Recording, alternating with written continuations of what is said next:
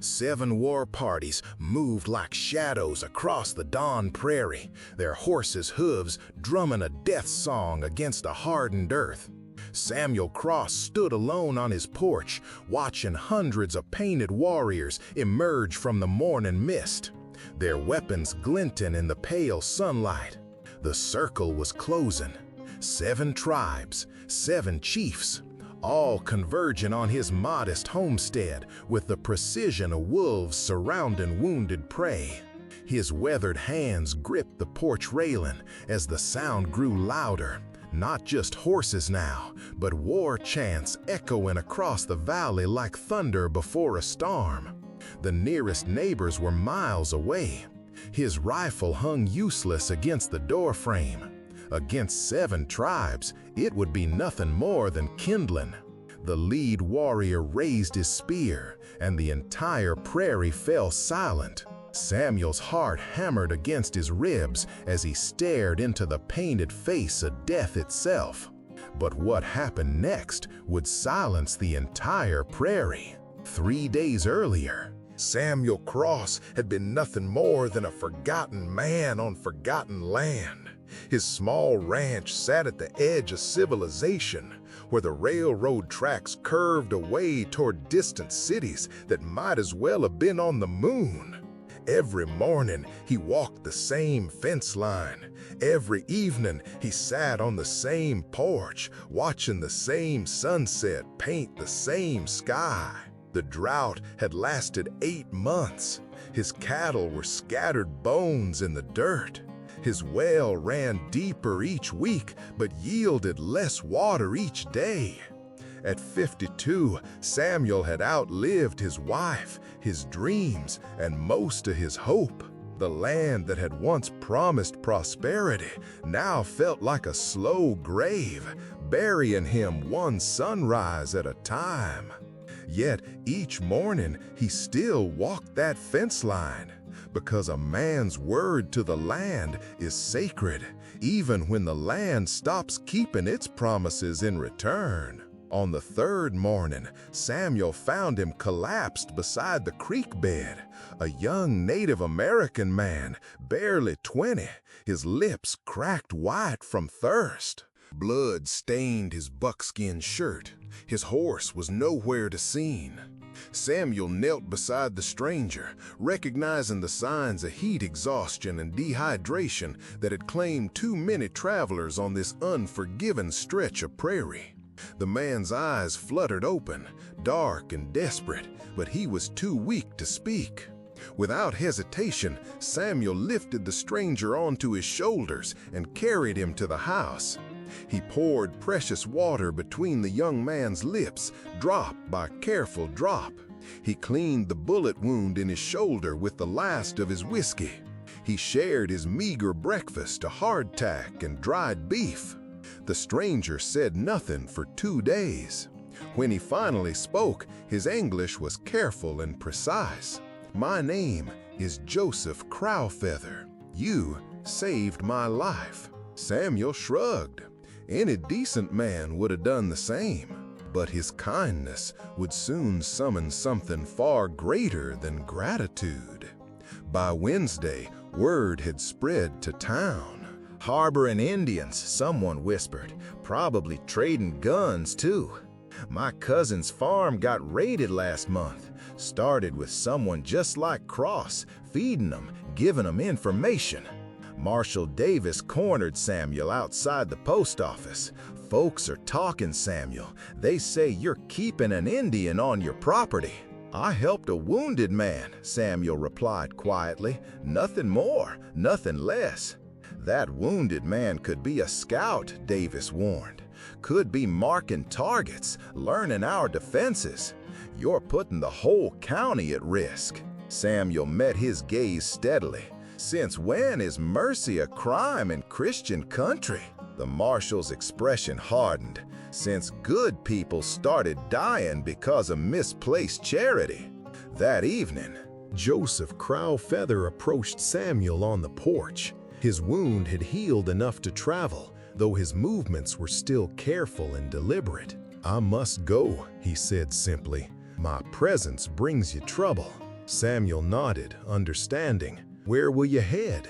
"North, to my father's people." Joseph paused, studying Samuel's weathered face. "You showed kindness to a stranger. That is a rare thing in any world." "Safe travels," Samuel replied. But as Joseph disappeared into the darkness, Samuel had no idea that the young man he'd saved was the son of Chief Running Bear, war leader of the Northern Cheyenne, and that his rescue would spark a chain of events that would echo across 7 tribal nations. By Friday morning, riders were gathering in town. Samuel watched from his fence line as a dozen men saddled up, their faces hard with righteous anger and frontier justice. Davies led them, a badge glinting on his vest and a rope coiled at his saddle horn. They arrived at sunset. Samuel stepped onto his porch, his hands empty and visible. "Samuel Cross," Davies called out, "you're under arrest for aiding enemy combatants and treason against the territorial government." "What enemy?" Samuel asked calmly. "I helped a wounded man." "That wounded man was Chief Running Bear's son," Davis spat. "The same Chief Running Bear whose warriors killed the Jameson family 2 counties over. You gave aid and comfort to the enemy." Samuel's heart sank, but his voice remained steady. "I gave water to a man dying of thirst. If that's treason, then Christ himself was a traitor." The men dismounted, hands resting on their gun handles. Samuel knew he was outnumbered and outgunned. He was about to surrender when the thunder began. At first, it sounded like distant storm clouds. Then the rhythm became clear. Horses, hundreds of them, approaching from all directions. The sunset horizon erupted with movement as painted warriors crested every hill surrounding his property. Davies and his men spun in their saddles, weapons drawn as the trap closed around them. 7 distinct groups of riders, each flying different tribal colors, each moving with the fluid precision of experienced war parties. And in that silence, the land itself seemed to hold its breath. Chief Running Bear rode at the head of the Northern Cheyenne, his war bonnet streaming in the evening wind. To his left, Chief Stone Wolf led the Lakota. To his right, Chief Blue Hawk commanded the Arapaho. 4 more chiefs completed the circle, each representing tribes that had traveled days to reach this moment. Samuel stood frozen on his porch, caught between the marshal's posse and 7 war parties whose combined strength could level 3 counties.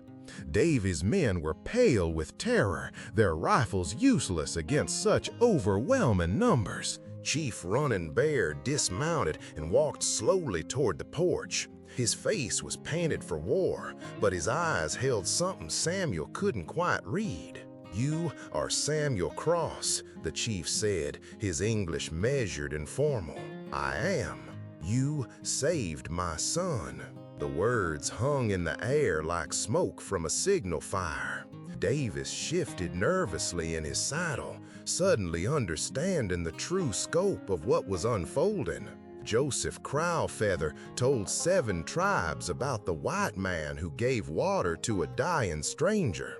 He told how you shared your food when you had little, how you tended his wounds with your own medicine, how you asked for nothing in return. Samuel found his voice. Any decent man would have done the same.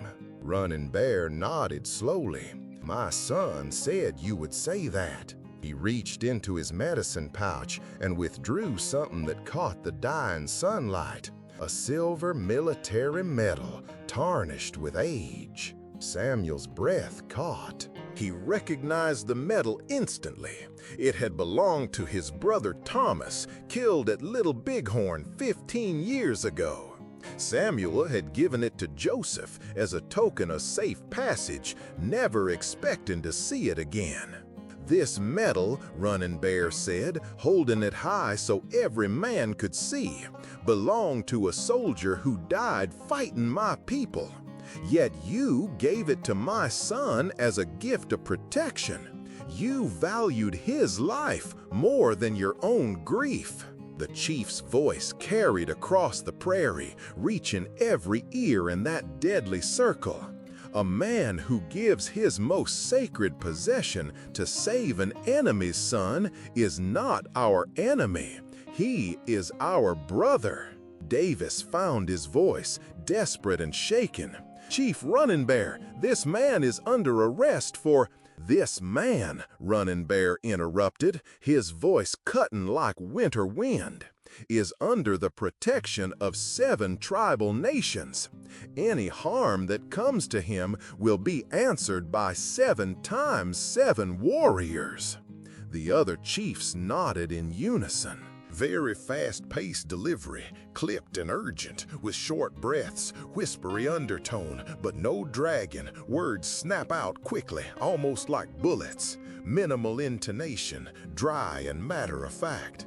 Chief Stone Wolf of the Lakota spoke next. "In our tradition, a man who saves a chief's son becomes family to that chief. Samuel Cross, you are now brother to Running Bear and brother to all who call Running Bear friend." One by one, each chief repeated the declaration. 7 tribes speaking as one voice, claiming a lone cowboy as their own. Davies and his men sat speechless in their saddles, suddenly understanding that they were witnessing something unprecedented. Not a war party, but a ceremony of adoption. Samuel Cross, the forgotten rancher who had shown kindness to a stranger, was being inducted into 7 tribal families simultaneously. Running Bear approached the porch and placed the silver medal in Samuel's weathered hands. "Keep this," he said quietly, "but know that you no longer stand alone on this land. 7 tribes now call you brother. 7 tribes will answer if you call for aid, and 7 tribes will remember your kindness when the children of our children ask about honor." Samuel's throat tightened as he looked out at the assembled warriors, hundreds of men who had ridden days to stand witness to this moment. "I don't deserve such honor. Kindness is its own honor," Running Bear replied, "and courage shown to one becomes courage shown to all." As the sun dipped below the horizon, the 7 chiefs began to withdraw their war parties. But before they disappeared into the gathering darkness, each tribe left behind a gift: horses, buffalo robes, weapons, and sacred objects that would mark Samuel's land as neutral ground forever. Davies and his posse rode away without another word, their accusations crumbling in the face of intertribal politics they couldn't begin to understand or challenge. Samuel stood alone on his porch once again, but the silence felt different now. The land that had once seemed like a slow grave now felt like sacred ground. In 3 days, a simple act of mercy had transformed him from forgotten rancher to honored brother of 7 nations. Years later, when travelers passed through the territory, they would hear about the white cowboy who had been adopted by 7 tribes. They would hear about the day hundreds of warriors surrounded a modest homestead, not to attack, but to honor. And they would learn that sometimes the smallest act of kindness can change not just one life, but the course of history itself. Samuel Cross lived the rest of his days under the protection of 7 tribal nations. His land became a place of peace where Native Americans and settlers could meet without fear. Children from both worlds played together in his fields. Elders from 7 tribes would visit to share stories and wisdom. And every morning, very fast-paced delivery, clipped and urgent with sharp breaths, whispery undertone, but no dragging. Words snap out quickly, almost like bullets. Minimal intonation, dry and matter-of-fact. Quick pauses only for dramatic tension, then immediate continuation. Feels like an old cowboy telling the tale before the fire burns out.